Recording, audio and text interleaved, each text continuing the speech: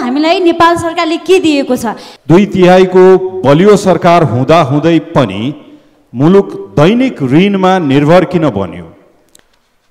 विकास निर्माणका काममा सरकारको प्रदर्शन राम्रो नभएको भन्ने मान्यज्यूको भनाइमा पनि गत वर्ष र यस वर्षका कामको रफ्तारलाई तुलना गर्न अनुरोध गर्छु।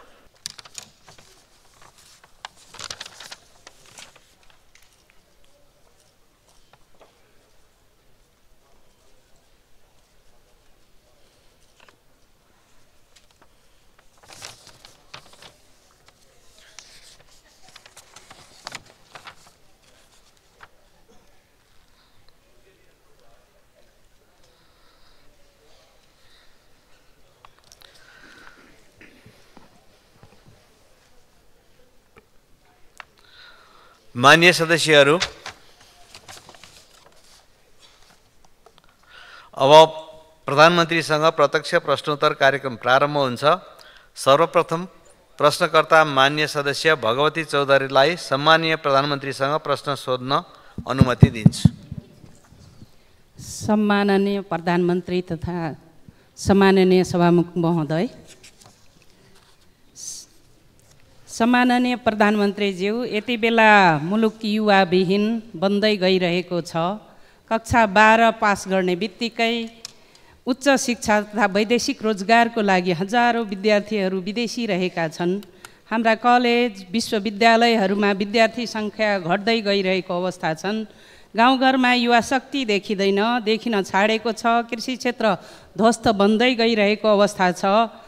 पहाड मात्रै होइन, तराईको उर्वर भूमि पनि बन्जर बन्दै गइरहेको अवस्थामा आत्मनिर्भरताबाट परनिर्भरता उन्मुख भइरहेका छौँ। यसलाई समयमै रोक्नको लागि सरकारले के कस्ता योजनाहरू बनाउँदैछन्? उपभोगमुखी आयात, न्यून निर्यात क्षमता तथा उच्च व्यापार घाटालाई नियन्त्रण गर्दै उत्पादनमुखी आत्मनिर्भर अर्थतन्त्रसहित समष्टिगत आर्थिक आधारहरू सबलीकरण र उच्च आर्थिक वृद्धिको लक्ष्य निर्धारणका आधारहरू के हुन सक्छन्?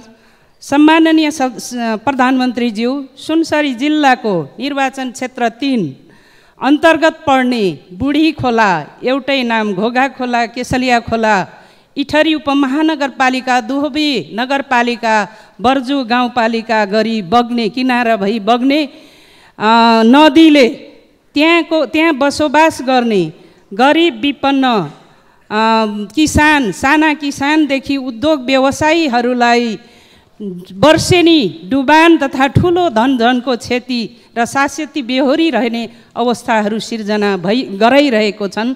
उक्त बुढी घोघा केसलिया खोलाको कृषि तथा औद्योगिक नदी करिडोर घोषणा गर्दै इटहरी, दुहबी, विराटनगर र धारान औद्योगिक क्षेत्रको रूपमा वैकल्पिक मार्गको रूपमा स्थापित गर्नको लागि त्यसले सुनसरी मोरङका लाखौँ जनतालाई लाभान्वित हुने थियो कि त्यहाँ उत्पादित कृषि उत्पादन र घरेलु तथा मझौला उद्योग व्यवसायीहरूको व्यवसायमा टेवा पुग्ने थियो। यस विषयमा सरकारको के कस्ता योजनाहरू रहेका छन्? सम्मान्य प्रधानमन्त्री मार्फत सम्बन्धित मन्त्रालय, राष्ट्रिय योजना आयोग समेतलाई सकारात्मक सोच र योजनाहरूको अपेक्षा गर्दछु। नेपाल सरकार, प्रदेश सरकार, स्थानीय तह लगायत 165 वटा निर्वाचन क्षेत्रमा आउने योजना तथा कार्यक्रमहरू जनताको माग मुद्दा अनुसार कसरी तयार भइरहेको छ सामान्य प्रधानमन्त्रीज्यू? र यसैसँगै आज एसईई परीक्षामा भाग लिने सम्पूर्ण विद्यार्थी भाइ बहिनीहरूलाई सफलताको शुभकामना दिन चाहन्छु। धन्यवाद। जान मिल्दैन। अब सम्माननीय प्रधानमन्त्री केपी शर्मा ओलीलाई उक्त प्रश्नको जवाफ दिन अनुमति दिन्छु। सम्माननीय सभामुख महोदय,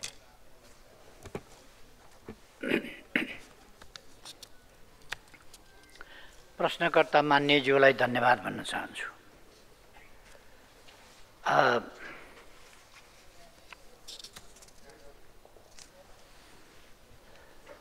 मुलुक युवाविहीन बन्दै गइरहेको छ भनेर सुरु गर्नुभएको छ प्रश्न। युवाविहीन बन्दै गइरहेको होइन, ठुलो सङ्ख्यामा युवाहरू बाहिर जानुभएको छ।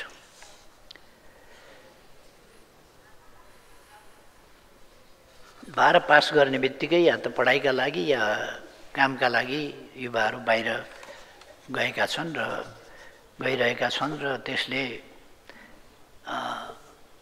राम्रो नतिजातर्फ डोर्याइरहेको छैन भन्ने उहाँको प्रश्न। युवाहरू बाहिर जाने बाध्यता पनि केही होला, केही मान्यज्यूले नै प्रश्नमा भन्नुभएको छ। विश्वविद्यालय खाली हुँदैछन्, क्याम्पसहरू खाली हुँदैछन्, विद्यालयहरूबाट उत्तीर्ण हुने बित्तिकै बाहिर जाने क्रम छ। कतिपय ठाउँमा विद्यालयहरूमा पनि भर्ना सङ्ख्या घट्दो छ। विश्वविद्यालय यहाँ पढाइको गुणस्तर पनि यहाँ पढेका, यहाँका कलेज पढेका विद्यार्थीहरूले दुनियाँका कलेजहरूमा प्रतिस्पर्धा पनि गरेका छन्, राम्रो नतिजा पनि ल्याएका छन्। पढाइ अत्यन्तै कमजोर छ भन्ने मात्रै होइन, हामीले आफूलाई चाहिँ जसरी पनि एउटा हिन्ताबोधी ग्रन्थमा राख्नुपर्ने वा आफ्नो उपलब्धिलाई न्यून देखाउनु पर्ने पनि आवश्यकता हुँदैन। हाम्रो देशको पढाइको स्तर त्यस्तो नराम्रो अथवा त्यो दुनियाँमा प्रतिस्पर्धा गर्नै नसक्ने खालको छैन। फी स्ट्रक्चर अत्यन्त सस्तो छ अन्त कहीँ भन्दा, र बाहिर गएर यहाँको भन्दा धेरै गुणा बढी शुल्क तिरेर खर्च गरेर पढ्नुपर्ने हुन्छ। यहाँ त्यही शिक्षा, त्यसै लेभलको त्यही कोर्स पढ्न छोडेर बाहिर जानु हुँदैन। यसमा हामीले नयाँ पिँढीलाई सुशिक्षित गर्नु जरुरी छ। हामीले नयाँ पिँढीलाई बताउनुपर्छ कि यहीँ अवसर छँदैछ भने, अवसर नहुँदा बेग्लै कुरा हो, अवसर हुँदाहुँदै पनि बाहिर जाने प्रवृत्ति राम्रो होइन। देशलाई माया गर्न सिकाउनुपर्छ, आफ्नो देश बनाउने कुरा सिकाउनुपर्छ।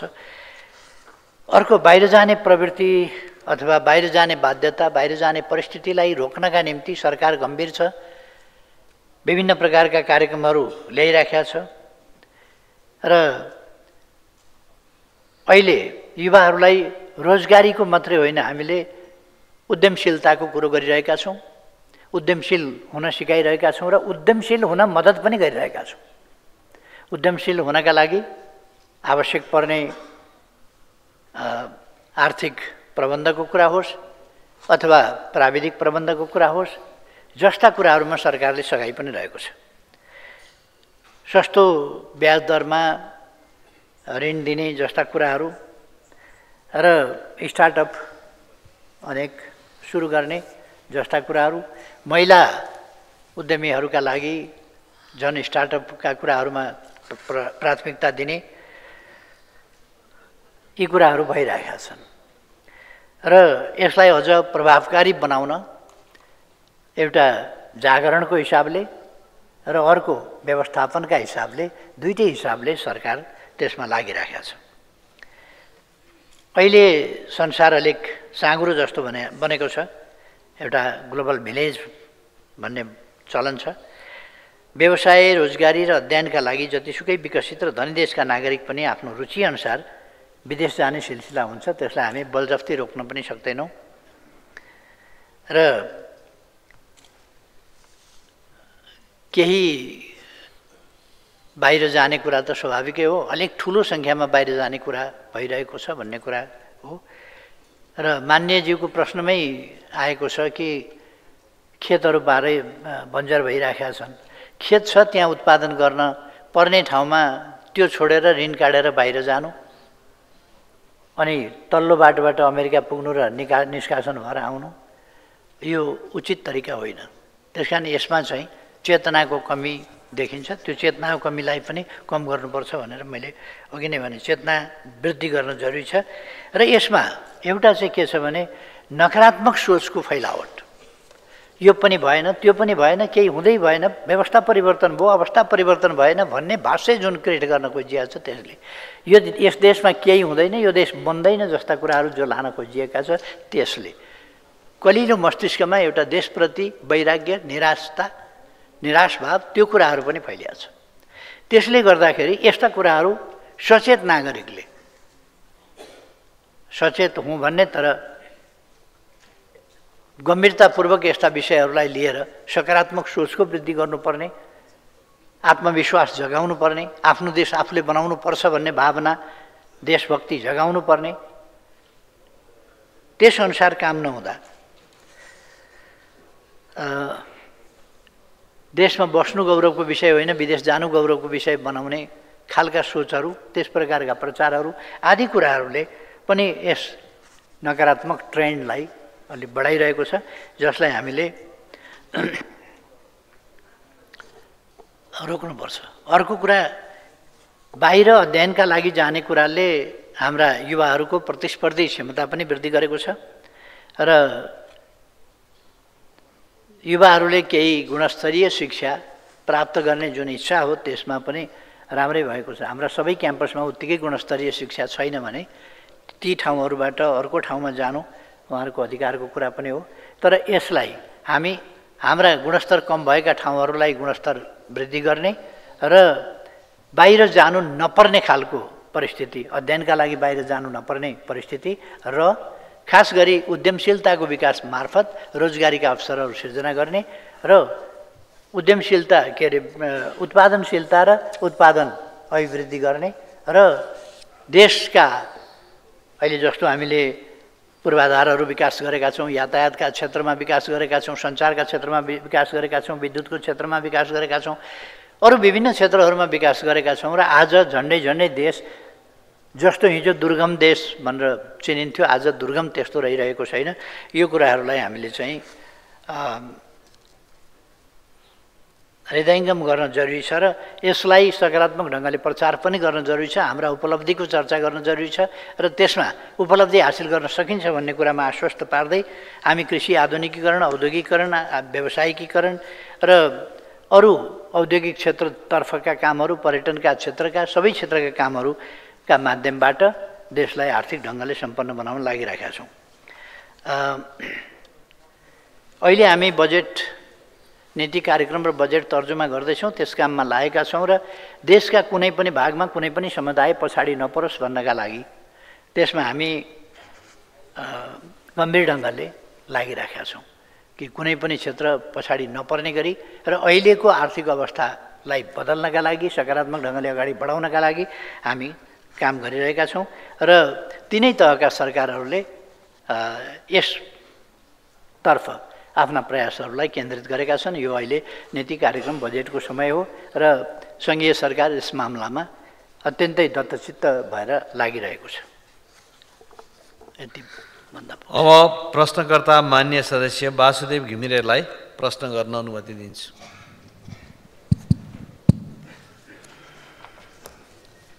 सम्मान्य सभामुख महोदय मार्फत सम्मान्य प्रधानमन्त्रीज्यूलाई म प्रश्न गर्न चाहन्छु। हामीहरूकै आग्रह अनुसार सरकारले चालु आर्थिक वर्षको नीति तथा कार्यक्रममा लुम्बिनीमा बर्थिङ हब निर्माण गर्ने विषय समावेश गरेको थियो। भगवान गौतम बुद्ध जन्मिएको पवित्र पावन भूमिमा सन्तान जन्माउने चाहना कुन अभिभावकलाई नहोला र? सुविधा सम्पन्न बर्थिङ हस्पिटल बनाएर विश्वका शान्तिमार्गीहरूलाई सो अवसर उपलब्ध गराउन लुम्बिनी ल्याउने अवधारणासहित अघि सारिएको यो विषय नीति तथा कार्यक्रममा समावेश हुँदा सबैलाई उत्साहित बनाएको थियो। तर हालसम्म बर्थिङ हब निर्माणका लागि आवश्यक बजेट विनियोजन नहुँदा निराशा छाएको छ। लुम्बिनीमा पर्यटन प्रवर्धन गर्न लुम्बिनी र आसपासका पालिकाहरूलाई समेटेर लुम्बिनी एकीकृत शहरी विकास कार्यक्रम चलाइनुको विकल्प छैन। सम्माननीयज्यू, लुम्बिनी विकास कोषको पर्खालभित्र मात्र काम गरेर लुम्बिनीमा पर्यटकको आकर्षण बढाउन सकिँदैन। यसर्थ लुम्बिनीको एकीकृत विकासको लागि सरकारको भावी योजना के छ? साथै गौतम बुद्ध अन्तर्राष्ट्रिय विमानस्थल लामो प्रयासपछि सम्माननीयज्यूकै पहलमा आंशिक सञ्चालनमा आएको छ, तर उक्त विमानस्थलको दिगो सञ्चालनको विषयमा अझै विभिन्न शङ्का उपशङ्का देखा परेकोले सरकारले उक्त विमानस्थल पूर्ण र दिगो सञ्चालनको लागि के कस्तो प्रबन्ध मिलाएको छ? धन्यवाद। सम्माननीय प्रधानमन्त्री।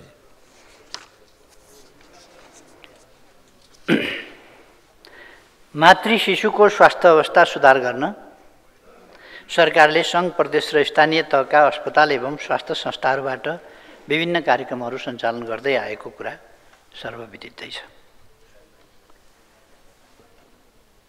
यसमा अहिले लगभग 72 वर्षको लाइफ एक्सपेक्टेन्सी जुन पुगेको छ यो यत्तिकै होइन, यसमा खास गरी बाल मृत्युदर घटेर यस काममा सरकारले पाएको सफलता, देशले पाएको सफलताबाट यो हुन गएको। हामीले धेरै महत्त्व दिएका छौँ यी विषयहरूमा र जहाँसम्म अब अरू पक्षहरू त साथीहरूलाई थाहा छ, हेलिकप्टरबाट ल्याएर भए पनि, हस्पिटल पुर्याएर भए पनि कसरी सुरक्षित मातृ शिशु को सुरक्षा गर्न सकिन्छ र सुरक्षित ढङ्गले प्रजनन सेवा उपलब्ध गराउन सकिन्छ भनेर हामीले सेवा नपुगेका ठाउँबाट हेलिकप्टरमा ल्याएर पनि सेवा उपलब्ध गराउन कोसिस गरेका छौँ। जहाँसम्म मान्यजीले लुम्बिनी प्रदेशको लुम्बिनीमै आसपासमा होला बर्थिङ हस्पिटल निर्माण गर्नका लागि नेपाल सरकार यो कुरा उठाउनु भएको छ। त्यसमा नेपाल सरकार, थाइल्यान्ड अन्तर्राष्ट्रिय सहयोग नियोग र UNFPA नेपालको सहकार्यमा सम्भाव्यता अध्ययन भइरहेको कुरा म जानकारी गराउन चाहन्छु। लुम्बिनी क्षेत्रको धार्मिक एवं पर्यटकीय सम्भावनालाई मध्यनजर गर्दै सन् 1978मा डिजाइन स्वीकृत भएको लुम्बिनी गुरु योजना अनुसार निर्माण कार्यहरू भइरहेको जानकारी गराउँदछु। बीचमा जुन रफ्तारमा हुनुपर्थ्यो त्यस रफ्तारमा हुन नसकेकोलाई हामीले गति दिएका छौँ र गतिसाथ त्यस गुरु योजनालाई पूर्णता दिन्छौँ। गौतम बुद्ध अन्तर्राष्ट्रिय विमानस्थलको दिगो सञ्चालनका लागि जुन प्रश्न उठाउनु भएको छ, सरकारले सम्बद्ध निकायहरूसँग छलफल गरेर कार्ययोजना बनाएर कार्यान्वयन गरिराखेको छ। यो विमानस्थल देखाउनका लागि बनाएको होइन, चलाउनका लागि बनाएको हो। चलाइन्छ। चलाउने भनेको त्यो अस्थायी यसो चलाए झैँ गर्ने होइन कि दिगो ढङ्गले नै त्यसलाई चलाइन्छ। म विभिन्न यसका लागि अहिले फ्यासिलिटीहरू डेभलप गरेको आदि प्रभावकारी कदमहरू चालेको कुरा पनि स्मरण गराउन चाहन्छु। यात्रु सेवा शुल्कमा छुट, ground handling, landing, parking and navigation शुल्कमा छुट जस्ता सहुलियत एवं प्रोत्साहनका कार्यक्रमहरू सञ्चालनमा सरकारले ल्याएको छ। यसलाई दिगो ढङ्गले चलाउने सन्दर्भमा अगाडि बढाउँ भनेर नै यो काम गरिएको हो। हाल Al Jazeera, fly Dubai, air Asia र नेपाल एयरलाइन्सले उक्त विमानस्थलबाट अन्तर्राष्ट्रिय उडान सञ्चालन गरिरहेका छन्। यो प्रारम्भ हो। जब सञ्चालन भइसकेको छ, प्रारम्भ भइसकेको छ, 4वटा विमान एयरलाइन्सले सुरु गरिसकेका छन् अन्तर्राष्ट्रिय उडान भने यो अगाडि बढ्छ भन्ने म आश्वस्त पार्न चाहन्छु। श्रम तथा रोजगार कार्यालय बुटोलबाट श्रम स्वीकृति प्रदान गर्न सुरु भएको छ। साथै अध्यागमन, मुद्रा सटै लगायतका बैंकिङ सुविधा विमानस्थलमै प्रदान गर्ने व्यवस्था मिलाइएको छ र भविष्यमा उक्त विमानस्थललाई पूर्ण क्षमताका साथ सञ्चालन गर्ने गरी काम भइरहेको छ र यो पूर्ण क्षमताका साथ सञ्चालन गरिने कुरा म मान्यज्यूलाई अवगत गराउन चाहन्छु। धन्यवाद। अब प्रश्नकर्ता मान्य सदस्य बिन्दवासिनी कंसाकार। सम्माननीय सभामुखज्यू मार्फत सम्माननीय प्रधानमन्त्रीज्यूलाई निम्न अनुसारको प्रश्नहरू सोध्न चाहन्छु। जलन पीडितहरूको उपचार, पुनर्स्थापना तथा अधिकार सुनिश्चित गर्न संसदमा निजी विधेयक 8 महिना अगाडि दर्ता भइसकेको छ। यो विधेयक मानवीय संवेदनासँग मात्र नभई सामाजिक न्यायको मूल मर्मसँग पनि प्रत्यक्ष रूपमा जोडिएको छ। सरकार यस्तो जीवन रक्षासँग सम्बन्धित विधेयकप्रति के धारणा राख्छ? यसलाई अघि बढाउन तथा प्रभावकारी रूपमा कार्यान्वयन गर्न सरकारको पूर्ण समर्थन रहनेछ कि रहने छैन? म आज यो प्रश्न किन पनि सोधिरहेको छु भने आज प्रधानमन्त्रीज्यूको प्रत्यक्ष रूपमा जवाब सुन्नको लागि स्वयं केही जलन पीडितहरू सदनमा दर्शक दीर्घामा उपस्थित हुनुभएको छ। आज मात्र होइन, हामीले हाम्रो आवाज उठाउँदै आइरहेका। म समग्र जलन पीडितहरूको प्रतिनिधित्व गर्दै पीडितहरूको लागि केही कानुन बनाएर नै काम गर्न विनम्र अनुरोध गर्दछु। मेरो अर्को प्रश्न, अहिलेको महँगीले आम नागरिकको दैनिक जीवन कष्टकर बन्दै गएको छ। सरकारको योजनाहरू प्रभावहीन देखिएको छ। प्रभावहीन देखिएको अवस्थामा जनताको जनजीवन स्तरमा सहजता ल्याउने गरी महँगी नियन्त्रणका के कस्तो ठोस र परिमाणमुखी कदमहरू सरकारले चाल्न लागेको छ? प्रश्न सोध्ने अवसर दिनुभएकोमा सम्माननीय सभामुखज्यूप्रति आभार व्यक्त गर्दछु। धन्यवाद। सम्माननीय प्रधानमन्त्री। सम्माननीय सभामुख महोदय, प्रश्नकर्ता मान्यज्यूलाई धन्यवाद भन्न चाहन्छु। मान्य सदस्यले यो प्रश्न प्रधानमन्त्रीले अझ स्पष्ट गर्ने अवसर मिलोस् भनेरै उठाउनु भएको मैले ठानेको छु। मान्य सदस्यलाई जलन पीडितहरूको सन्दर्भमा, जलनका घाइतेहरू बिरामीहरूको उपचारको सन्दर्भमा अथवा क्षतिपूर्तिको सम्बन्धमा अथवा यस सम्बन्धमा व्यक्तिगत तवरमा पनि अहिलेको प्रधानमन्त्री कति गम्भीर छ भन्ने कुरा प्रश्नकर्ता मान्यज्यूलाई अवश्य नै याद छ भन्ने मलाई ठान्छु। म यति भन्न चाहन्छु, जलन पीडितहरूको उपचार र पुनर्स्थापनाका सम्बन्धमा सरकार संवेदनशील छ। तेजाब र अन्य घातक रासायनिक पदार्थ नियमन ऐन 2079ले यस सम्बन्धमा पर्याप्त व्यवस्था गरेको बेहोरा जानकारी गराउँदछु।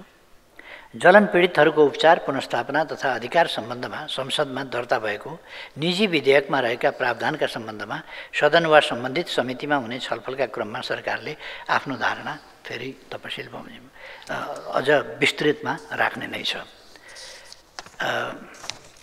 यस सन्दर्भमा जलन पीडितहरूले त्यति बेला कति यो 77-78 साल थियो होला, भेटेर विषय राख्ने बित्तिकै अध्यादेश ल्याएर तत्सम्बन्धी कडा कानुनी व्यवस्था गरेर अपराध नियन्त्रण गर्ने कुरा र अपराधीलाई कारबाही गर्ने कुरा, जलन पीडितहरूलाई राहत दिने कुरा तत्कालीन सरकारले प्रभावकारी कदम चालेको थियो र त्यस यता लगातार प्रभावकारी कदम चाल्ने त्यो प्रयास भइरहेको छ। यद्यपि हामीले यो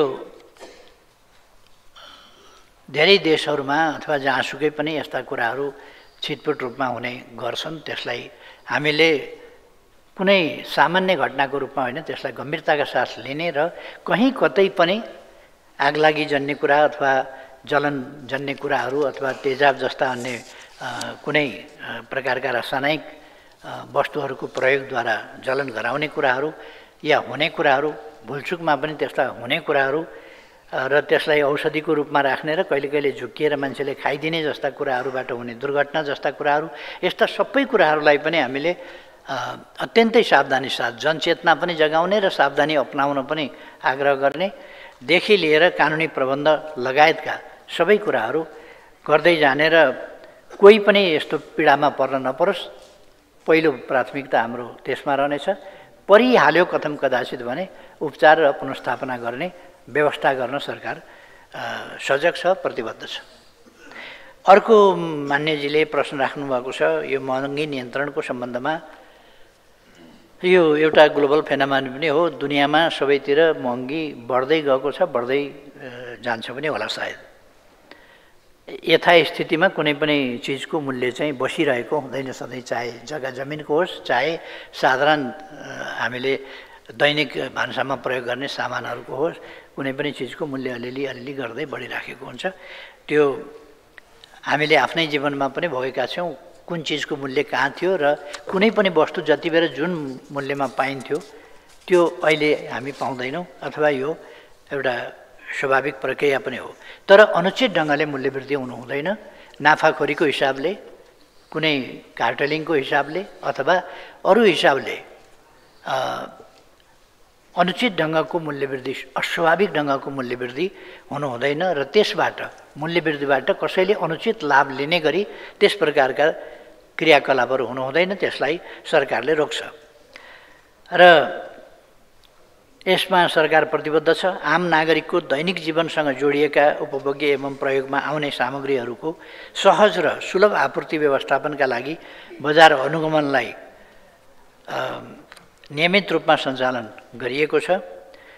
दुर्गम क्षेत्रमा अत्यावश्यक खाद्य वस्तुहरूको आपूर्तिको व्यवस्था मिलाइएको छ ताकि अस्वाभाविक ढङ्गले त्यहाँ फेरि मूल्यवृद्धि नहोस्, कालाबजारी नहोस् जस्ता कुराहरूलाई ध्यानमा राखिएको छ। बजारमा कृत्रिम अभाव सिर्जना गर्नेलाई कारबाही गर्न बजार अनुगमन समिति सक्रिय बनाइएको छ। यसले मूल्यवृद्धि नियन्त्रणमा सहयोग पुर्याएको छ। तर पनि अब सन्तोषजनक स्थिति भन्न सकिँदैन। कतिपय ठाउँमा प्रश्न उठेका छन्।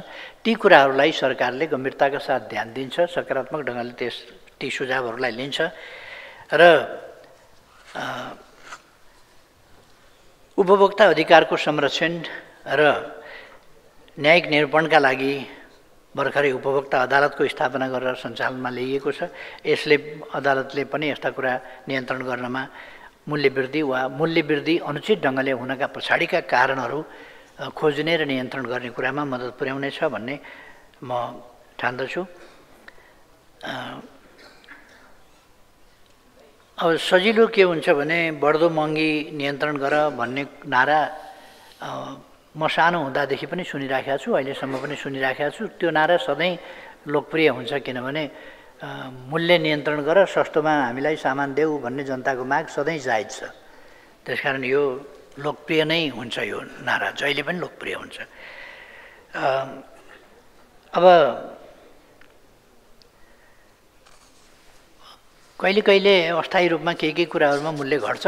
त्यति बेला पनि यदि मूल्य वृद्धि नियन्त्रण गर, सस्तो मूल्यमा उपभोग्य सामान उपलब्ध गराऊ भन्यो भने त्यो लोकप्रिय नै हुन्छ। त्यो हामीले बुझ्नुपर्छ। अब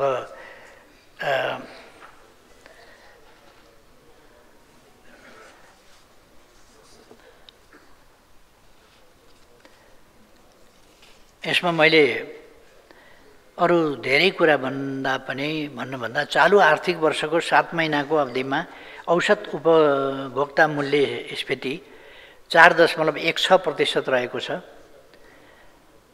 अघिल्लो वर्षको सोही अवधिमा मुद्रास्फीति 5.01% रहेको थियो। यस अर्थमा मुद्रास्फीति स्थिर छ मात्रै होइन कि सकारात्मक छ भनेर बुझ्नुपर्छ।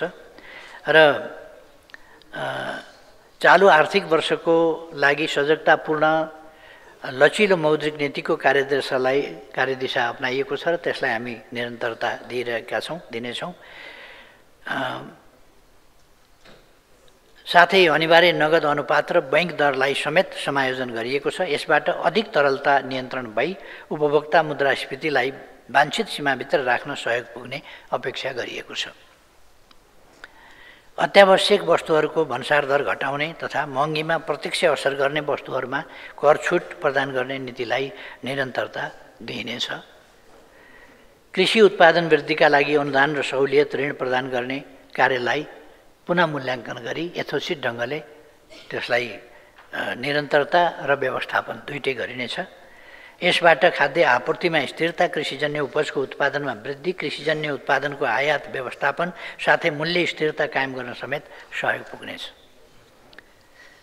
त्यसो भएर यसमा सरकार सजग छ, सचेतनतापूर्वक कदम चालिरहेको छ, रणनीतिहरू लिइरहेको छ, कदमहरू अगाडि बढाइरहेको छ र यसमा अरू धेरै केही भनिरहनु पर्ला जस्तो लाग्दैन। मुद्रास्फीतिले यो मूल्य वृद्धिको अवस्थालाई देखाउँछ। यसमा धेरै भयावह अवस्था छ भन्न मिल्ने अवस्था देखिँदैन। धन्यवाद। अब प्रश्नकर्ता मान्य सदस्य भानुभक्त जोशी प्रश्न राख्नु।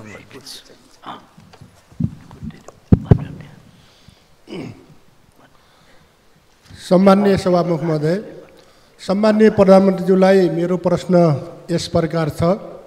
प्रश्न नम्बर 1, यो कोभिड पछि बन्द भएका नेपालको उत्तरी सीमा तिब्बतसँग जोडिएका धेरै सीमा नाकाहरू खुलिसक्दा पनि बझाङ जिल्लाको उरै ताग्लाकोट मानस सरोवर नजिकको सीमा नाका अहिलेसम्म नखुलेको हुँदा कहिलेसम्म खुल्छ होला, जनतालाई आश्वस्त पारिदिन हुन प्रधानमन्त्रीलाई अनुरोध गर्न चाहन्छु।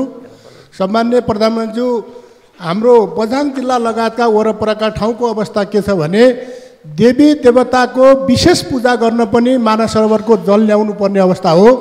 6 वर्ष भइसक्यो, अहिलेसम्म विशेष पूजा मान्छेले गर्न पाएका छैनन्। परम्परा कस्तो छ भने देवी देवताको काम गर्नको लागि कैलाश मानसरोवर, पृथ्वीको काम गर्नको लागि हरिद्वार प्रयाग भन्ने चलन छ। 6 वर्षसम्म जनताले त्यो पूजाआगा गर्न पाएका छैनन्। त्यसैले त्यो नाका कहिले खुल्छ होला। साथै उक्त उरै तागलाकोट नाका नेपालको सबभन्दा छोटो नाका। अहिले 2टा सडकहरू हामीले खुटिया दिपाइल उरै चनपुर उरै तागलाकोट सडक बनाइरहेका छौँ। त्यस्तै सेती लोकमार्ग बनाइरहेका छौँ र त्यो नाकालाई थाई नाका बनाउने योजना के छ, म सम्माननीय प्रधानमन्त्रीज्यूलाई अनुरोध गर्न चाहन्छु। प्रश्न नम्बर 2, नेपालको संविधान 2072 लागू हुनुभन्दा पहिले अथवा 2074 सालभन्दा पहिले बझाङ जिल्लामा स्थापना भएका सङ्घीय सरकारका कार्यालयहरू अहिले जिल्लामा छैनन्। सम्माननीय प्रधानमन्त्रीज्यू, अहिले ती कार्यालयहरू सडक डिभिजन कार्यालय बैतडीमा छ, बझाङले सेवा लिने। सङ्घीय खानेपानी कार्यालय धनगढीमा छ, प्रदेश खानेपानी कार्यालय डडेलधुरामा छ, सिँचाइ तथा नदी नियन्त्रण कार्यालय बैतडीमा छ, वृहत जलाधार व्यवस्थापन कार्यालय बैतडीमा छ र स्थानीय पूर्वाधार विकास कार्यालय धनगढीमा छ। सङ्घीय प्रहरी तथा शहरी तथा भवन निर्माण कार्यालय सिलगढी डोटीमा छ, कर सेवा कार्यालय डडेलधुरामा छ। अब बझाङ जिल्लाले सेवा पाउनुपर्ने कार्यालयहरू यति टाढा रहेको हुनाले अहिले कमसेकम खानेपानीका 400वटा खानेपानी योजनाहरू छन् र ती सबै उपभोक्ताले सम्झौता गर्न, पेस्की लिन, सबै काम गर्न धनगढी र डडेलधुरा आउनुपर्ने अवस्था छ। त्यसो भएको हुनाले मेरो अनुरोध के छ भने सम्माननीय सभामुख महोदय मार्फत यी सबै विकास कार्यालयको एउटा कुनै छाता कार्यालय बनाएर र त्यसका अरू कार्यालयको इकाइ कार्यालय बनाउनका लागि सरकारको के योजना छ, म प्रधानमन्त्रीज्यूलाई अनुरोध गर्न चाहन्छु। अन्तिममा सानो, यो सुखी नेपाली समृद्ध नेपाल बनाउने हाम्रो सपनालाई पुरा गर्नका लागि युवाहरूलाई आश्वस्त पार्ने गरी नेपालमा नै रोजगारीका प्रशस्त सम्भावना छन्। रोजगारी नेपालमा नै पाउँछ भनेर स्वदेश र विदेशमा रहेका युवाहरूलाई आश्वस्त पार्ने सरकारको योजना के छ? धन्यवाद। सम्माननीय प्रधानमन्त्री। सम्माननीय सभामुख महोदय, नेपाल चीन सिमानाका 14 स्थानमा रहेका परम्परागत व्यापारिक नाकाहरू पुनः सञ्चालन गर्ने सम्बन्धमा सेवा व्यवस्थापन सम्बन्धी सम्झौतामा नेपाल चीन बीच 2019मा हस्ताक्षर भएको बेहोरा जानकारी गराउँदछु। सोही बमोजिम चीनसँग सीमा जोडिएका जिल्लाका नेपाली नागरिकहरूलाई चीन आवागमन अनुमति पत्र उपलब्ध गराउने सम्बन्धी कार्यविधि 2081 कार्यान्वयनमा ल्याइएको छ। उल्लेखित 14 नाकाहरूमध्ये उरै भन्ज्याङ बझाङ पनि रहेको छ। सो नाका सुचारू गर्न सम्बन्धित निकायहरूसँग समन्वय एवं कूटनीतिक तवरमा पहल भइरहेको छ। अलिक उचाइमा भएको हुनाले अस्ति हिउँ परेको हुनाले आवागमन भएन कि, नत्र यो खोल्ने सम्बन्धमा कुराकानी भइसकेर यो 14वटा खोलिएका नाकाहरूमध्ये यो पनि पर्छ। प्राविधिक हिसाबले कुनै कारण परेको होला, त्यसमा ध्यानाकर्षण गराउनुमा भएकोमा धन्यवाद छ। तर यी नाकाहरू खोल्ने सन्दर्भमा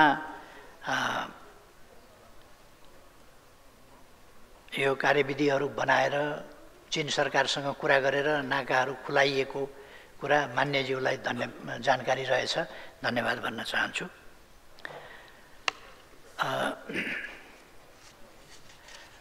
विकास सम्बन्धी कार्य गर्ने कार्यालय बनाएर सडक, खानेपानी, सिँचाइ तथा नदी नियन्त्रण, पूर्वाधार विकास लगायतका कार्यहरू एकीकृत रूपमा सञ्चालन गर्ने सम्बन्धमा मानिएको धारणा सराहनीय छ। हाल स्थानीय तहबाट कतिपय सेवाहरू यसै अनुरूप प्रदान भइरहेकै छन्। एकीकृत रूपमा 3 तहका सरकारको कामको प्रकृति र कर्मचारीको व्यवस्थापन गरिएको छ। नेपालको संविधानले गरेको व्यवस्था बमोजिम साबिकमा केन्द्रीय सरकारले गर्ने कतिपय काम हालको व्यवस्थामा प्रदेश तथा स्थानीय तहको कार्यक्षेत्रमा परेका छन्। 3 तहकै सरकारले जिल्लामा छुट्टा छुट्टै कार्यालय स्थापना गरी सेवा प्रदान गर्न सम्भव नहुने हुँदा केही जिल्ला कार्यक्षेत्रमा रहने गरी डिभिजन कार्यालयहरू मार्फत सेवा प्रदान हुँदै आइरहेको छ। नेपालमा नै रोजगारी प्राप्त गर्न सकिने विश्वास दिलाउन सरकारले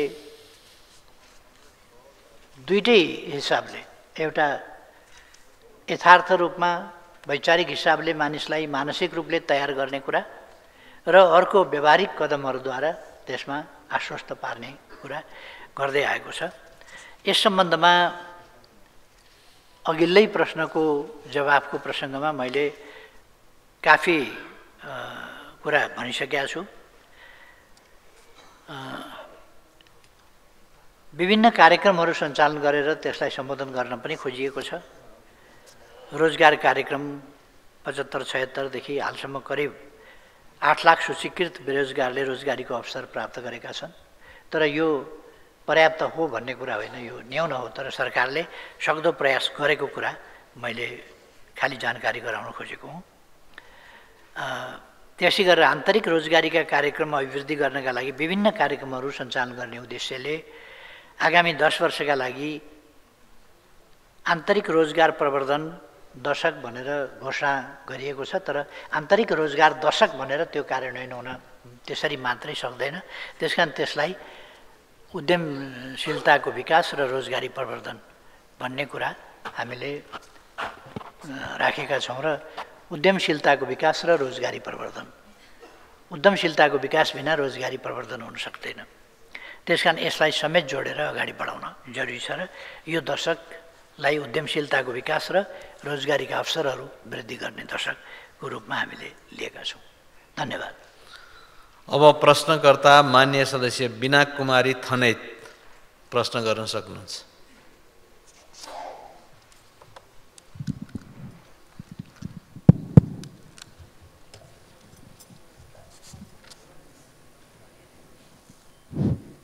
सम्मान्य सभामुख महोदय, समयको लागि धन्यवाद। सम्माननीय प्रधानमन्त्रीज्यूलाई मेरो प्रश्न यस प्रकारको छ। थारूहरू यस देशका धरतीपुत्र आदिवासी हुँदाहुँदै 2063 सालको अन्तरिम संविधानमा कानुनद्वारा विशेष व्यवस्था गरिने छुट्टै वर्गका रूपमा समेटिएनन्। थारूहरूका लागि आरक्षणको व्यवस्था हुन सकेन। अझ आदिवासी जनजाति मधेसी अन्तर्गत राखियो।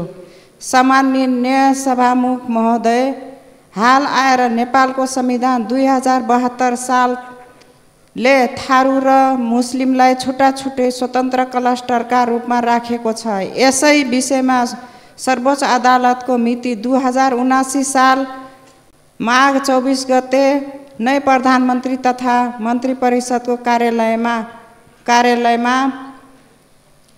फैसलाको 9 महिनाभित्र कानुन व्यवस्था लगायत आवश्यक सम्पूर्ण प्रबन्ध मिलाएर परमादेशको आदेश जारी गरेको 24 महिनाभन्दा बढी समय बितिसक्दा सो फैसला कार्यान्वयनका लागि सर्वोच्च अदालतका तर्फबाट पत्राचार र हालै फागुन 5 गते सक्त ताकेता पत्र जारी भइसक्दा समेत जिम्मेवार निकाय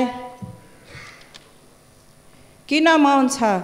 सो अनुसार निजामती सेवा ऐन लगायत अन्य सेवा सम्बन्धी ऐन कानुनहरू अझै किन जारी हुन सकेको छैन? 2064 सालबाट आरक्षण लागू आएदेखि हालसम्म आइपुग्दा यो 17 वर्षसम्म संविधानले सुनिश्चित गरेको सबै संवैधानिक हक नपाएको क्षतिपूर्ति कसरी बेहोर्ने? यसको क्षतिपूर्ति का भरण गर्न केही वर्षसम्म थारू समुदायको लागि हाल समय हुन आउने आरक्षण प्रतिशतभन्दा बढी प्रतिशत कायम गरेर समायोजन गर्न समेत आवश्यक देखिन्छ। यस सम्बन्धमा सरकारको धारणा के छ? यसरी संविधानले मौलिक हकका रूपमा सुनिश्चित गरेको हकको कार्यान्वयन र न्याय उपचारको लागि तत्परताका साथ आवश्यक कानुन व्यवस्था नगरी विलम्ब गरेर सरकारले आरक्षण प्रक्रिया किन अझ जटिल बनाउँदै लगिरहेको हो?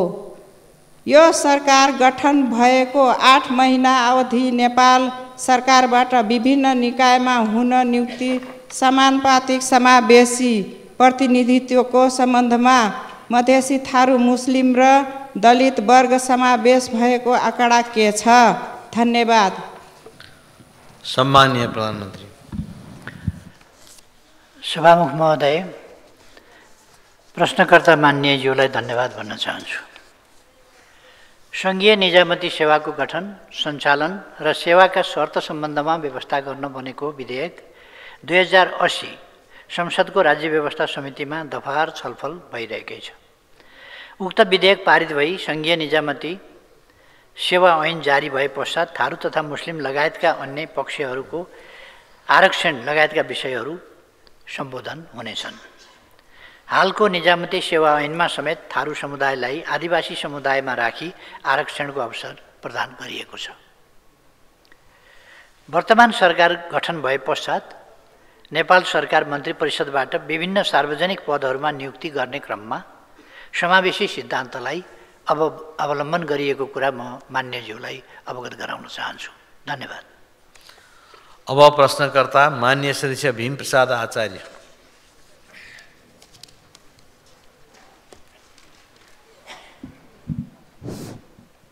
सम्मान्य सभामुखज्यू, सम्मान्य सभामुख मार्फत सम्मान्य प्रधानमन्त्रीज्यूलाई निम्न म प्रश्न गर्न चाहन्छु।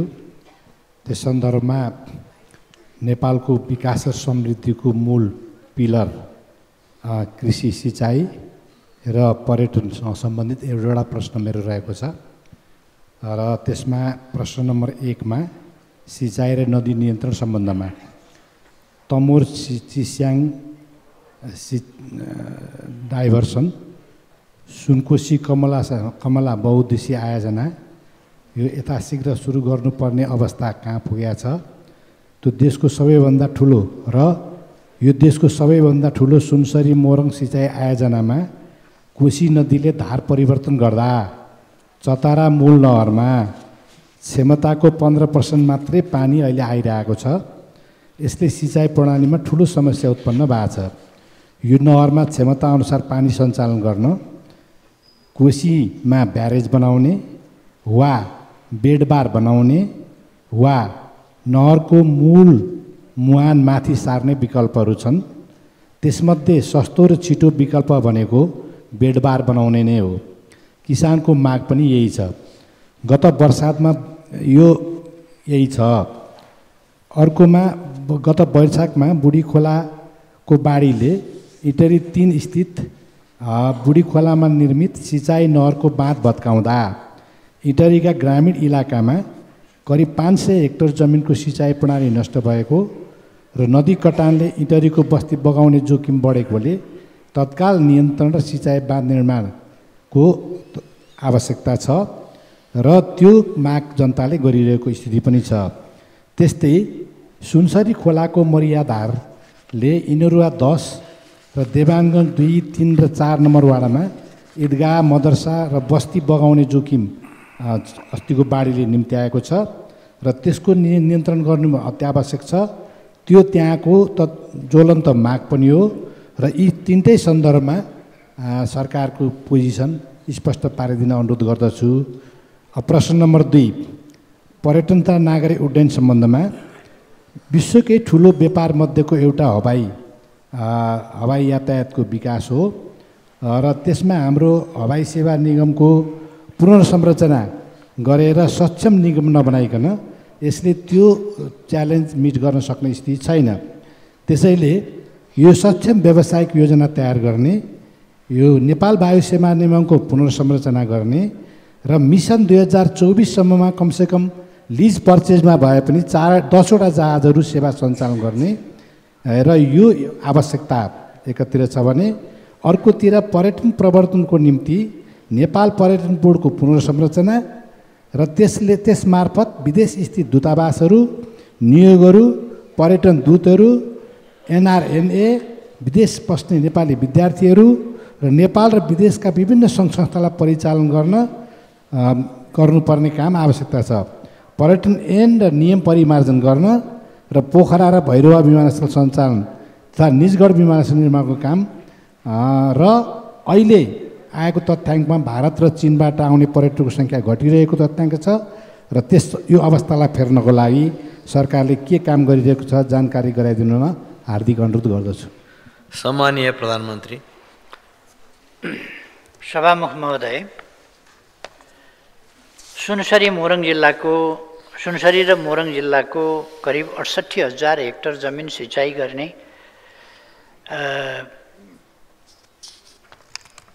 गर्नका लागि दिगो र भरपर्दो सिँचाइ सेवा पुर्याउने उद्देश्यले सुरु भएको सुनसरी मोरङ सिँचाइ आयोजनाको कोशी नदीको चत्रा नजिक बायाँ किनारमा साइड इन्टेक निर्माण गरी सिँचाइ सेवा उपलब्ध गराइरहेको छ। विगत केही वर्षदेखि कोशी नदीले धार परिवर्तन गरेर दायाँपट्टि पानीको बहाव चापेकोले साइड इन्टेकमा आवश्यक मात्रामा पानीको प्रवेश गराउन सकिएको छैन।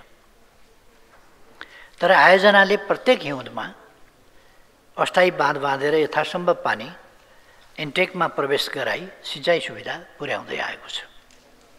स्थायी प्रकृतिको संरचना निर्माण गरी दिगो तवरले वर्षैभरि पानी सञ्चालन कसरी गर्न सकिन्छ भनी विभिन्न विकल्पहरूमा अध्ययन भइरहेको छ। प्राविधिक र आर्थिक रूपले सम्भाव्य विकल्पको छनौट गरी कार्य अगाडि बढाइनेछ। साथै यस आयोजना अन्तर्गतका सिञ्चित क्षेत्र बचावट सम्बन्धी कार्यहरू पनि प्राथमिकताको आधारमा कार्यान्वयन भइरहेको छ। सुनसरी स्थित बुढी खोला नियन्त्रणका सम्बन्धमा मैले यसअघि नै जवाफ प्रस्तुत गरिसकेका छु। मान्यज्यूले उठाउनु भएको दोस्रो प्रश्नका सम्बन्धमा नेपालमा हवाई यातायातको विकासका लागि सरकारी क्षेत्रबाट सञ्चालित नेपाल वायु सेवा निगमको व्यवस्थापनमा कुशलता बढाउन आवश्यक व्यावसायिक कार्ययोजना निर्माण गरी सुधारका काम अगाडि बढाइएको छ। नेपालमा पर्यटन प्रवर्धनका लागि नेपाल पर्यटन बोर्डको पुनर्संरचना गरी विदेश स्थित नेपाली दूतावासहरू, नियोगहरू, पर्यटन दूतहरू, एनआरएनए, विदेशमा बस्ने नेपाली विद्यार्थीहरू, नेपाल र विदेशका विभिन्न सङ्घ संस्थालाई परिचालन गरिएको छ। मित्र राष्ट्रहरूबाट भित्रिने पर्यटकको सङ्ख्या वृद्धि गर्न नेपाल पर्यटन बोर्ड लगायत अन्य क्षेत्रबाट प्रवर्धनका कामहरू भइरहेका छन्। पर्यटन सम्बन्धी प्रचलित कानुनलाई संशोधन र एकीकरण गर्न बनेको विधेयक सङ्घीय संसदको यसै सदनमा पेश गर्ने गरी तयारी गरिएको छ। पर्वतारोहण नियमावली संशोधन भइरहेको छ। वास्तवमा पर्यटन क्षेत्रको विकास गर्नु छ भने हवाई सेवालाई विस्तृत र प्रबल बनाउन आवश्यक छ। समग्रतामा भन्यो भने यस दिशामा सरकारले काम गरिरहेको छ। धन्यवाद। अब प्रश्नकर्ता मान्य सदस्य बुद्धिमान तामाङ।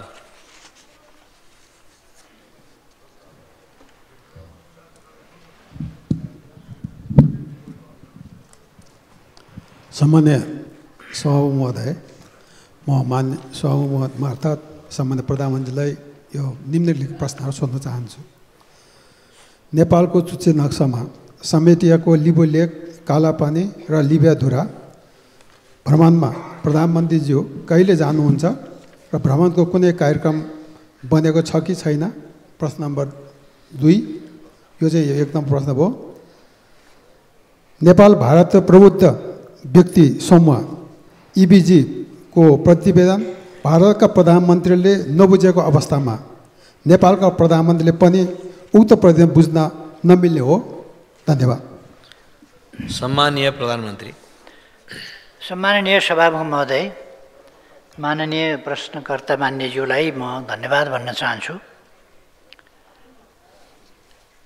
मान्यज्यूले त्यस क्षेत्रमा भ्रमणमा कहिले जानुहुन्छ भन्ने प्रश्न राख्नुभएको छ।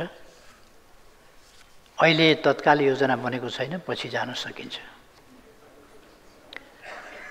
मान्यज्यूको योजना बनेको छ कि क्या हो?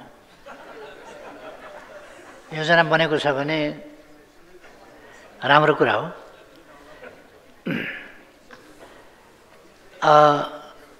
हामी सबैलाई थाहा छ 1962 ईस्वी सन् 1962 सम्म हाल नेपालको नक्सा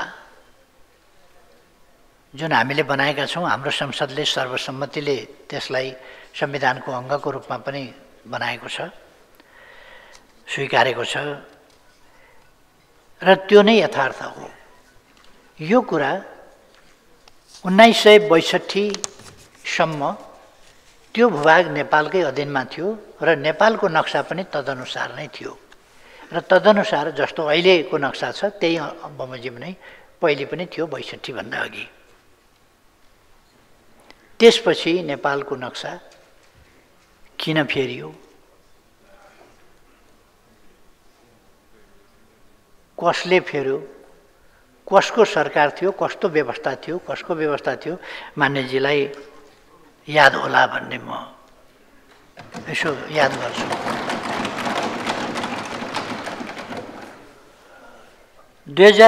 साल विक्रम सम्वतको 2077 साल असार 4 गते संविधानको दोस्रो संशोधन मार्फत, त्यो पनि सर्वसम्मत संशोधन मार्फत संविधानको अनुसूची 3 मा रहेको नेपालको निशान छाप अद्यावधिक गरिएको तथ्य मान्यज्यूलाई अवगत नै छ।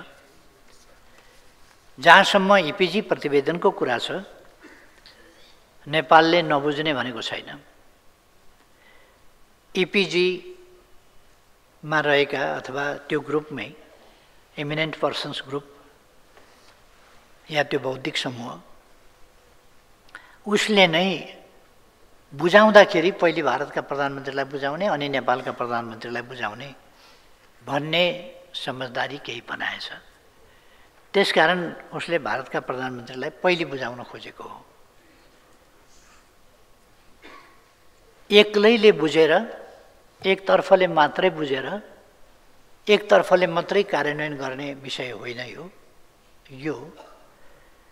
नेपाल भारत सम्बन्धका समग्र पक्षहरूलाई कसरी आजको समयअनुसार उचाइमा उठाउने, व्यवस्थित गर्ने र दुई देशको मित्रतामा कहीँ कतै प्रतिकूल असर नपर्ने गरी, कसैलाई अन्याय नहुने गरी र सबै समस्याको दिगो समाधान र सधैँका लागि समाधान गर्ने गरी प्रस्ताव गर्न, सिफारिस गर्नका लागि इपिजी निर्माण गरिएको थियो। त्यसले 2 वर्ष अध्ययन गरेर प्रतिवेदन तयार गरेको छ। यो प्रतिवेदन बुझ्ने सम्बन्धमा नेपालको तर्फबाट उच्च स्तरीय भेटघाटमा पनि कुरा उठाइएको छ र अन्य सन्दर्भहरूमा कूटनीतिक पहलहरू पनि भइरहेका छन् र उच्च स्तरमा पनि कुरा भइरहेको हो। म मान्यज्यूलाई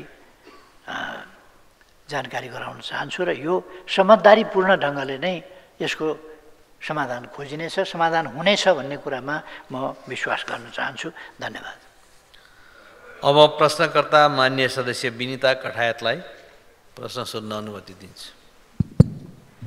सम्माननीय सभामुख महोदय, सम्माननीय प्रधानमन्त्रीज्यू, अलि भर्खरै प्रधानमन्त्रीज्यूले भने जस्तै त्यही नक्साको त्यही चुच्चे नक्सामा हामीले ल्यायौँ भनेर प्रधानमन्त्रीज्यूले त्यो बेला ल्यायौँ भनेर प्रचार पनि भयो र हामी सबैजना खुसी पनि थियौँ र गर्वित पनि थियौँ कि हामीले आफ्नो भूभाग पायौँ भनेर। तर अहिले आएर त्यहाँका नागरिकसँग भेट्दा र त्यहाँका नागरिकका डकुमेन्ट्रिजहरू सुन्दा, हेर्दा र न्युजहरू हेर्दाखेरि चाहिँ त्यहाँका नागरिकलाई नेपाली हुनुमा कुनै पनि गर्वित फिल छैन।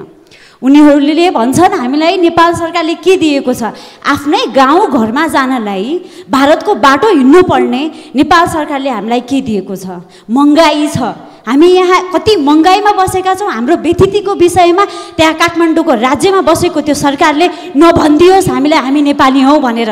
हामीलाई बाटो छैन, हामी भारतको बाटो भएर आफ्नो गाउँ घरमा जाँदैछौँ। मान्य सदस्य, तपाईँको व्याख्यामा जाने हो कि यो प्रश्न नै हो सभामुख महोदय? व्याख्यामा गर्ने हो भने तपाईँले समय लिएर कति व्याख्या गर्ने त्यो गर्नु पर्यो। प्रश्न नै हो सभामुख महोदय। प्रश्नमा भने तपाईँ प्रश्न जे हो त्यो वाचनमा जानुहोस्। र त्यहाँका नागरिकले आफ्नो गाउँ घर जानलाई कहिले नेपालको बाटो प्रयोग गर्न पाउने हुने, सँगै कर्णालीको राजमार्गको विषयमा कर्णालीको राजमार्ग नै छैन र त्यहाँको जुन बाटो छ त्यो पनि मापदण्डको विपरीतमा छ, जसलाई मृत्यु मार्गको नाममा भनिन्छ र हामीले पनि कर्णालीवासी, मेरो कर्णालीका नागरिक र नागरिकले हामीले कहिले राम्रो बाटो प्रयोग गर्न पाउँछौँ? दोस्रो प्रश्न, प्रधानमन्त्रीज्यू हालचालै जुम्ला जानुभएको थियो कर्णाली प्रतिष्ठानको दीक्षान्तरणमा। त्यहाँ त्यही प्रतिष्ठानमा एउटा एमआरआई मेसिन पनि छैन प्रधानमन्त्रीज्यू, युएसजी मेसिन छैन। त्यही कर्णाली प्रतिष्ठान जसले नेपालको 13 जिल्लालाई सुविधा दिन्छ, त्यही प्रतिष्ठानमा चरम विथिति भएको छ। त्यो प्रतिष्ठानले कहिले न्याय पाउँछ र हामी कर्णाली बासिन्दाले कहिले सुलभ स्वास्थ्यको सुविधा पाउँछौँ? र यो त्यो कर्णाली प्रतिष्ठानले एमआरआई मेसिन जस्ता कुनै पनि सामग्रीहरू पाउँछ कि पाउँदैन, त्यो पनि प्रश्न भनिदिनु होला। धन्यवाद। सम्माननीय प्रधानमन्त्री। सम्माननीय सभामुख महोदय, मान्यज्यूले उठाउनु भएको प्रश्न अलिकति त अघिल्लैमा गइसकेको छ, त्यसमा दोहोऱ्याइरहनु परेन। र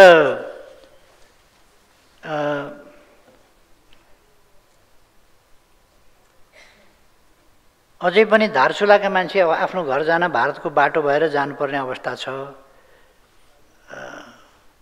धारचुला भनेको दार्चुलाको पारिपट्टि भन्नुभएको हो। दार्चुलाको सदरमुकाम खलङ्गाबाट उत्तरपट्टि नेपालका छाङ्रु लगायतका गाउँहरू छन्। नेपाल सरकारलाई थाहा छ छाङ्रु जानका लागि बाटो रहेनछ। यो अहिले बाटो नभएको होइन, इतिहासदेखि नै थिएन। अहिले त्यस सम्बन्धमा तत्कालका लागि अर्को देशको बाटो भएर जान नपरोस्, आफ्नो देश आफ्नै बाटोबाट जान पाइयोस् भनेर त्यहाँका जनताहरूले माग राख्नु भएको बमोजिम। त्यहाँ अहिले तत्कालका लागि कति बजेट चाहिन्छ भन्दा 5 करोड बजेट चाहिन्छ। त्यति भयो भने हामी बाटो घोडेटो बाटो बनाउन सक्छौँ र त्यो घोडेटो बाटोले पारिपट्टि गएर जानु पर्दैन। त्यसो भएर हामीलाई यता घोडेटो बाटो बनाउन सहयोग गरियोस् भनेर उहाँहरूले भने बमोजिम। 5 करोड रुपियाँ निकासा गरेर अहिले आफ्नै देशबाट आफ्नो भूभाग जाने बाटो धमाधम निर्माण भइरहेको कुरा म मान्यजीलाई अवगत गराउन चाहन्छु।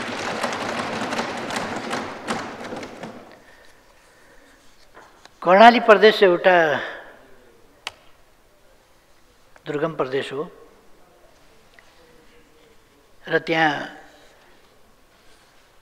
सेना मार्फत सबै सदरमुकामहरूमा बाटो पुर्याउने र पक्की बाटो पुर्याउने काम भइरहेको छ। पहाड फोर्ने, चट्टान फोर्ने कामहरू भइरहेका छ। नभएका ठाउँमा पुलहरू हाल्ने काम भइरहेका छ। बाटोलाई कच्ची मात्रै होइन पक्की बनाउने काम भइरहेको छ। यी कुराहरू मान्यजीले जानकारी लिनुभयो हुन्छ त्यहाँका मानिसहरूबाट। यो ब्रह्मदेवदेखि झुलागाड, दार्चुला, टिङ्कर सडक यसका लागि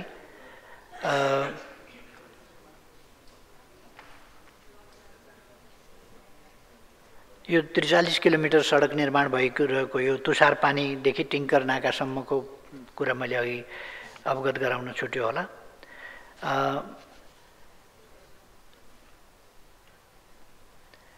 जे होस् यो बाटो बन्दै गरेको कुरा नेपालै भएर हिँड्न पाउने सुविधा बनाउने प्रयासमा सरकार काम गरिरहेको कुरा मैले बताएँ। अरू बाटाहरूको सन्दर्भमा पनि दुर्गम जिल्ला हो, त्यसकारण पहिले ट्र्याक खोल्दैखेरि बाटो चाहिँ एकदम डबल ल्यानको राम्रो सुविधा सम्पन्न बाटो बनिसक्छ होइन। कहीँ भर्खर ट्र्याक खुल्दैछ, कहीँ भर्खर काम हुँदैछ। त्यसकारण जे होस् ट्र्याक खुलेर गाडी हरेक सदरमुकाम पुग्ने खालको प्रबन्ध अहिले मिलेको छ। अस्थायी पुलहरू निर्माण गर्ने कामहरू पनि भएका छन् र दुर्गम ठाउँहरू चाहे त्यो महाकालीका बजाङ होस् अथवा बाजुरा होस्, त्यस्ता दुर्गम ठाउँहरू अथवा बुढी नन्दा, अर्को नन्दा, यी नदीहरू हुन्, यिनीहरूमा बेली ब्रिज राख्नेदेखि लिएर कर्णालीका बाटाहरू र कर्णाली स्वास्थ्य विज्ञान प्रतिष्ठान भर्खर खुलेको हो, त्यसलाई भर्खरै अपग्रेड गरिएको हो र त्यहाँ सुविधाहरू कम भएका हुन सक्दछन्। तर त्यसलाई हामीले कुनै विकृति भन्न त मिल्दैन, त्यसमा न्यूनता भन्नुपर्छ। त्यो न्यूनताहरू क्रमशः पुरा गर्ने दिशामा सरकारको ध्यान गएको छ र सरकार त्यसमा एमआरआई सहितका विशिष्ट सेवाहरू प्रवाह गर्नका लागि ध्यान दिइरहेको छ र त्यसै गरेर कर्णाली बेतन कर्णाली वेतन कर्णालीमा त्यसको शाखा विस्तार गर्नेदेखि लिएर अरू कामहरू त्यो दोलखा के अरे दैलेख जिल्लाको वेतन कर्णाली नदीको किनार त्यहाँ पनि हस्पिटल विस्तार गर्ने कामहरूमा सरकार योजनाबद्ध ढङ्गले लागिरहेको कुरा म यहाँहरूलाई मान्यजीलाई अवगत गराउन चाहन्छु। धन्यवाद। अब प्रश्नकर्ता मान्य सदस्य बिमला सुवेदीलाई प्रश्न राख्न अनुमति दिन्छु।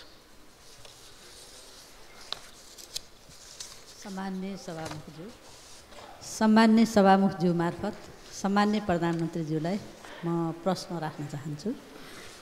1 नम्बरमा बेपत्ता पारिएका व्यक्तिको छानबिन, सत्य निरूपण तथा मेलमिलाप आयोग ऐन 2071 को तेस्रो संशोधन पारित भएपछि सत्य निरूपण आयोग र बेपत्ता छानबिन आयोग गठन भई शान्ति प्रक्रियाको बाँकी काम टुङ्गिने अपेक्षा थियो। तर पनि अहिलेसम्म यी आयोगहरू गठन हुन सकिरहेका छैनन्।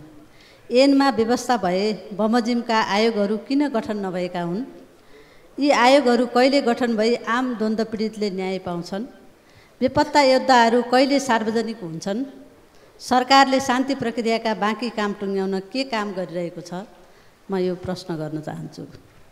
र प्रश्न नम्बर 2, काठमाडौँ उपत्यकाका महानगरसहित 21 वटा नगरपालिकाको फोहोरका कारण नुवाकोटको ककनीको बन्चरे डाँडा अस्तव्यस्त छ। गाउँमा बस्न सक्ने अवस्था छैन। फोहोरका कारण क्यान्सरका बिरामीहरू दिन प्रतिदिन बढिरहेका छन्। फोहोरको समस्या समाधान गर्न जनताले पटक पटक आन्दोलन गरे पनि समस्याको समाधान अझै भएको छैन। फोहोरबाट उत्पन्न यी समस्या समाधान गर्न सरकारको के योजना रहेको छ? फोहोरको दीर्घकालीन समस्या कहिले समाधान हुन्छ? सम्मान्य प्रधानमन्त्रीज्यूसँग जिज्ञासा राख्न चाहन्छु। धन्यवाद। सम्माननीय प्रधानमन्त्री। सम्माननीय सभामुख महोदय, नेपालमा द्वन्द्वकालमा भएका घटनाका कारण पीडित भएका व्यक्ति तथा निजका परिवारका सदस्यले छिटोभन्दा छिटो न्याय प्राप्त गरून् भन्ने कुरामा सरकार संवेदनशील छ, गम्भीर छ। शान्ति प्रक्रियाको बाँकी काम टुङ्ग्याउने क्रममा आम सरकारवालाहरूसँगको परामर्शमा बेपत्ता पारेका व्यक्तिको छानबिन, सत्य निरूपण तथा मेलमिलाप आयोग ऐन 2071 को तेस्रो संशोधन भएको छ। हामीले यसै अधिवेशनबाट, यसै संसदबाट गरेका छौँ। साथै बेपत्ता पारिएका व्यक्तिको छानबिन आयोग र सत्य निरूपण तथा मेलमिलाप आयोगका पदाधिकारी नियुक्ति प्रक्रिया यथाशक्य छिटो सुरु गरी शान्ति प्रक्रियाको बाँकी काम टुङ्ग्याउन सरकार प्रतिबद्ध छ। यसमा अहिले पनि म प्रयासरत छु। यसमा म विपक्षी दलका नेताज्यूसँग सम्पर्क गर्न खोजिरहेको छु, तर मैले पटक पटक प्रयास गर्दा उहाँको स्वास्थ्यमा केही समस्या भएको हुनाले सम्पर्क गर्न नसक्नु भएको भन्ने जवाब पाएको छु र उहाँसँग सम्पर्क हुने बित्तिकै काम अगाडि बढाइनेछ।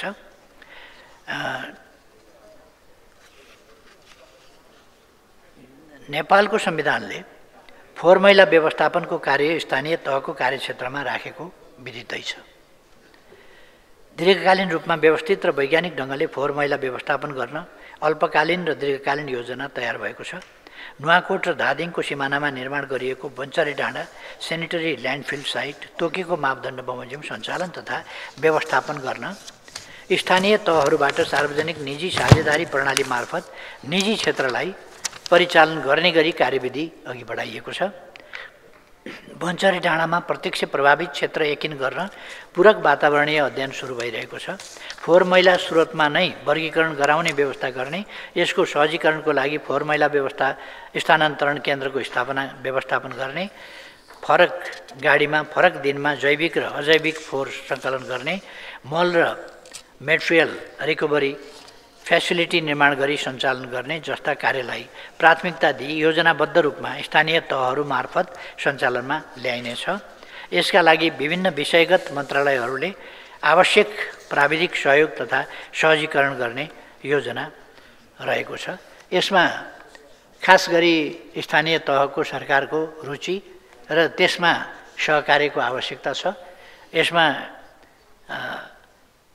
सरकारको ध्यान गएको छ, केन्द्र सरकारको, र यस स्थितिलाई लम्बिरहन दिनु हुँदैन भन्ने कुरामा सरकार सजग छ। यति स्पष्ट गर्न चाहन्छु। मान्यजीलाई धन्यवाद। अब प्रश्नकर्ता मान्य सदस्य मनिष झा। सम्माननीय सभामुख महोदय, सम्माननीय प्रधानमन्त्रीज्यूलाई दुईटा प्रश्न राख्न चाहन्छु। पहिलो प्रश्न, तपाईले नियुक्त गर्नुभएको कर्मचारीहरूको असक्षमताका कारण सरकार फेल भएको तथ्य स्वीकार्नुहुन्छ? यदि हो भने तिनीहरूलाई कहिलेसम्म कारबाही गर्नुहुन्छ? केन्द्रमा 2/3 बहुमतको सरकार रहे पनि काम कारबाही खासै हुन सकेको छैन। संसदमा 2 ठूला दलहरूले नेतृत्वमा सरकार बनाएको छ जसको प्रभाव प्रदेश र स्थानीय तहसम्म छ। मन्त्रीदेखि खरिदारसम्म सत्तारूढ दलका निकटस्थ नियुक्त भएका छन्, तर सरकारको प्रदर्शन निकै कमजोर छ। प्रधानमन्त्री तथा मन्त्री परिषदको कार्यालयको रिपोर्ट अनुसार विभिन्न मन्त्रालयहरू न्यूनतम प्रदर्शन गर्दै असफल भएका छन्। सरकारी संयन्त्रमा गहिरो राजनीतिकरण र दलीयकरण, योग्यताभन्दा नातावाद कृपावादलाई प्राथमिकता दिइने, जसका कारण सरकार स्वयं असफल हुँदैछ। कर्मचारीलाई कार्य सम्पादनको आधारमा मूल्याङ्कन गर्नुपर्नेमा आफ्ना मान्छेलाई सत्तामा राख्ने विकृत अभ्यासले सुशासन तहस-नहस बनाउँदैछ।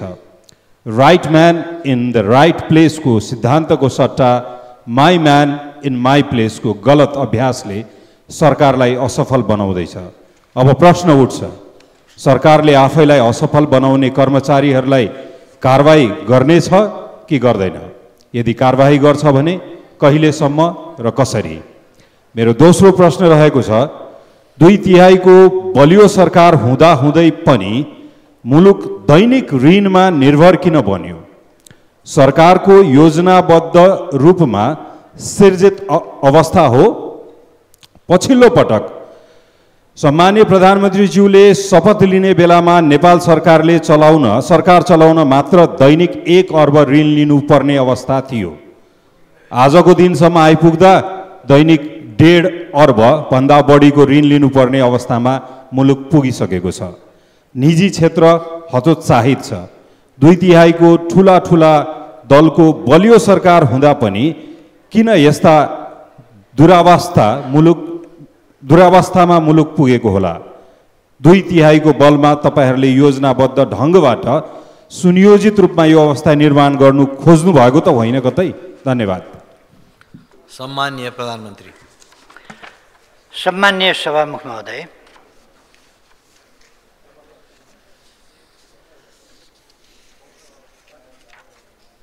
मान्यज्यूले प्रश्नभन्दा अगाडि केही व्याख्या राख्नुभयो। अलिक आक्रोशपूर्ण देखिए। कर्मचारीहरू मैले नियुक्त गरेको होइन र अहिलेको सरकारले हाम्रो मान्छे होइन राम्रो मान्छेको खोजी गर्छ र योग्य मान्छे उपयुक्त ठाउँमा राख्छ। यसमा कुनै प्रकारको भेदभाव होइन। मेरिटोक्रेसी, गुणदोषको आधारमा मूल्याङ्कन हुने र मेरिटोक्रेसीका आधारमा मानिसलाई जिम्मेवारी दिइने परिपाटी छ, त्यो गरिनेछ।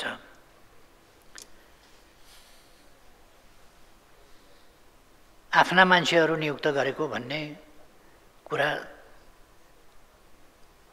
यो आरोप सही छैन।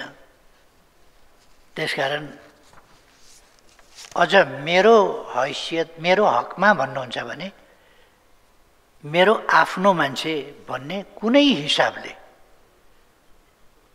कुनै पनि प्रकारले आफ्नो भन्ने परिभाषाभित्र पर्ने मान्छे एकजना नियुक्त भएको देखाइदिनु भयो भने यहाँलाई धन्यवाद भन्नेछु। मैले सरकार त्यस आफ्नोवाला बाटोमा हिँडेको छैन। अहिले देशको परिस्थितिको गम्भीरतालाई बुझेर त्यस गम्भीरताबाट देशलाई उकास्ने कसरी? गरिबीमा छ देश। आज यो 2टा ठुला पार्टीको 2/3 को सरकार बनेर आर्थिक अवस्था यो जटिल ठाउँमा यो 8 महिनामा पुग्या हो र? त्यसकारण कुनै पनि कुरालाई हामीले अति संयुक्तिपूर्ण ढङ्गले वा बढाइ चढाइ वा आधारहीन ढङ्गले गर्नु वाञ्छनीय हुँदैन। नेपाल पछाडि परेको छ, गरिब छ, त्यसै कारण एलडिसीमा छ। अझ निकै असहज आर्थिक अवस्थाबाट गुज्रिरहेको अवस्थामा अहिलेको सरकार बनेको छ र अहिले लिएको ऋण चाहिँ यो देशको विकासकै लागि बढी उत्पादन, बढी उत्पादकत्वको ठाउँ जहाँ छ त्यहाँ त्यस ठाउँमा खर्च गर्न र बढी विकासको कामलाई तीव्रता दिनका लागि ऋण लिने काम गरिएको छ। अहिलेको सरकारको नीति के छ भने अनुत्पादक ठाउँमा हामी भरसक अब पहिले केही आयोजनाहरू पहिलेदेखि चलेर आएका छन् जो अधुरो छोड्न मिल्दैन, चलाउनका लागि ऋण बाहेक अर्को उपाय छैन। ऋणकै अंश फेज 1, फेज 2, फेज 3 गरेर अहिले फेज 3 मा नलिएर त्यसलाई असफल बनाउन सकिँदैन। त्यसकारण फेज 3 मा ऋण लिन बाध्य हुनुपर्ने अवस्था रहेको हुन्छ। त्यसो भएर सरकारले यी सबै परिस्थितिहरूलाई ध्यानमा राखेर ज्यादै गम्भीरतापूर्वक यो दयनीय अवस्थाबाट देशलाई सकेसम्म छिटो मुक्त गर्न, त्यसका लागि कर्मचारी प्रशासनलाई सक्षम दक्ष बनाउन, तालिम उपलब्ध गराउन र कमी कमजोरीहरू कहीँ छन् कि त्यस कुरालाई पनि हेपेर ढिला सुस्तीका कुराहरू त्यस सम्बन्धमा 7 दिनभन्दा बढी कहीँ कतै कुनै मन्त्रालय वा कुनै विभाग कसैले पनि फाइल अड्काएर राख्न नपाउने त्यसको निर्देशन जारी गरिएको छ र भ्रष्टाचार हुन नपाओस् भन्नका लागि विभिन्न उपायहरू अनुगमन जस्ता कुराहरू कामहरू गरिएको छ र भ्रष्टाचार नियन्त्रण र निर्मूलन गर्ने काममा सरकार लागेको छ।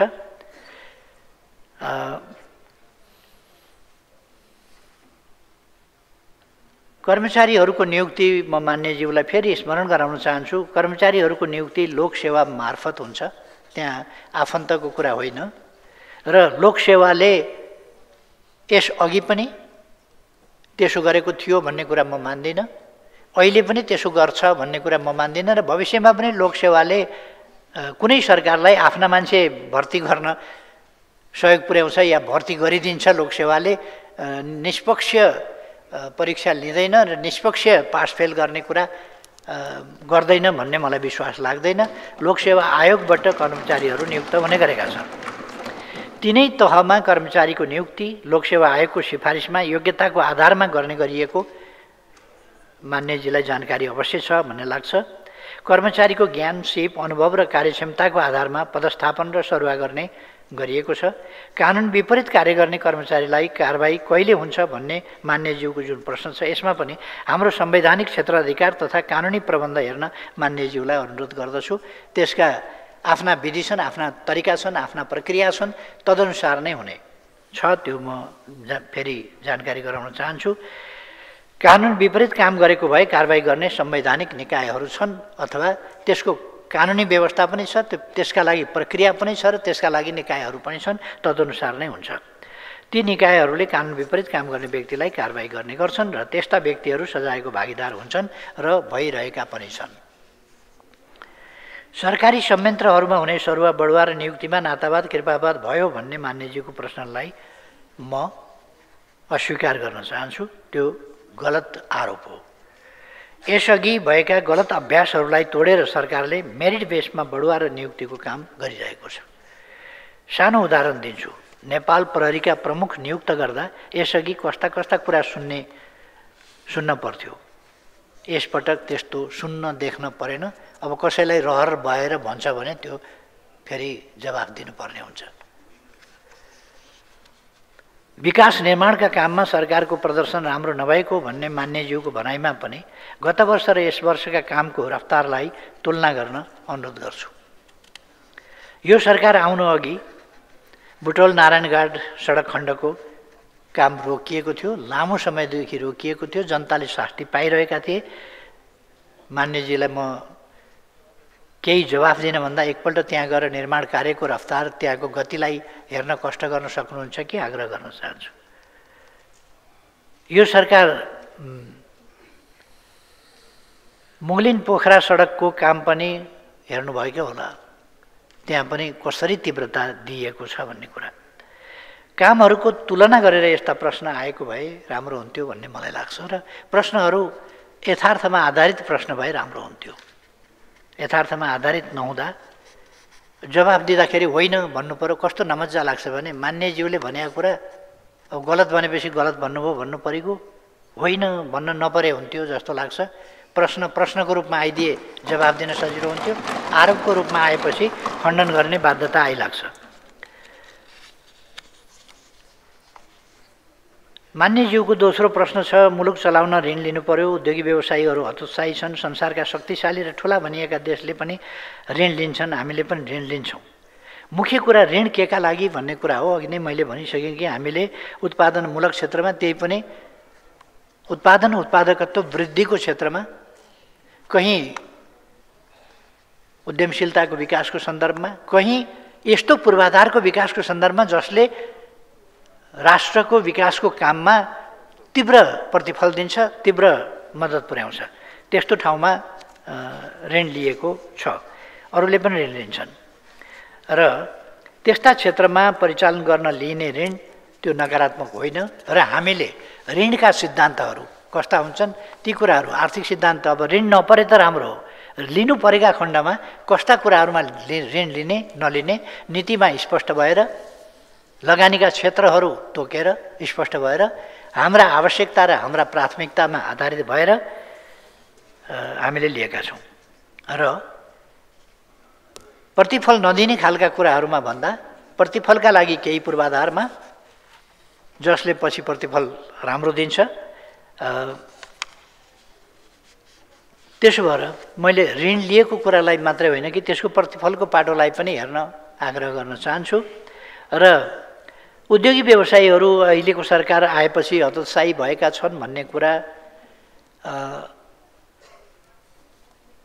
अहिले उद्यमी व्यवसायीहरूका प्रतिनिधि मण्डलले नै उहाँहरूका वक्तव्य मार्फत सरकारले चालेका कदमहरूको सन्दर्भमा, सरकारले लिएका कानुनी प्रबन्धहरू अथवा नीतिहरूको सन्दर्भमा कसरी सकारात्मक ढङ्गले प्रतिक्रिया दिनुभएको छ, कसरी निजी क्षेत्र उत्साहित भएको छ, कसरी उद्यमी व्यवसायीहरू उत्साहित भएका छन्, त्यो कुरा म ध्यानाकर्षण गराउन चाहन्छु। र यसलाई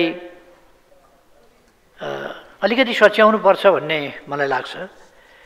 पहिलेको सरकार हुँदा उद्योगी व्यवसायी के भन्थे र अहिलेको सरकार आएपछि के भनिरहेका छन्, यसो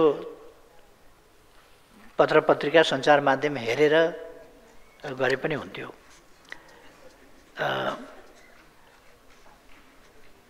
उहाँहरूकै सार्वजनिक बाइटहरू हेर्न सुन्न पनि म आग्रह गर्न चाहन्छु के भनिरहनु भएको छ उहाँहरू यथार्थमा। औद्योगिक तथा व्यावसायिक वातावरण सुधार गरेर लगानी अभिवृद्धि गर्न हालै सरकारले अध्यादेश मार्फत लगानी व्यवसायी मैत्री हुने गरी कानुन सुधार गरेको छ। यसबाट निजी क्षेत्रको समग्र मनोबल पनि उच्च भएको छ। यसको नतिजा पनि देखिँदै जानेछ र यसलाई निजी क्षेत्रले स्वागत पनि गरेको छ। त्यसकारण व्यवसायीहरू हतोत्साही छन् भन्ने होइन, उत्साहित भएको कुरा म यहाँ अवगत गराउन चाहन्छु। अरू कुराहरूको सन्दर्भमा पछि बताउनेछु। अहिले यति नै। धन्यवाद सभामुख महोदय। मान्य सदस्यहरू, आजको लागि निर्धारण गरिएको प्रधानमन्त्रीसँग प्रत्यक्ष प्रश्नोत्तर सम्बन्धी कार्यक्रम यही समाप्त हुन्छ।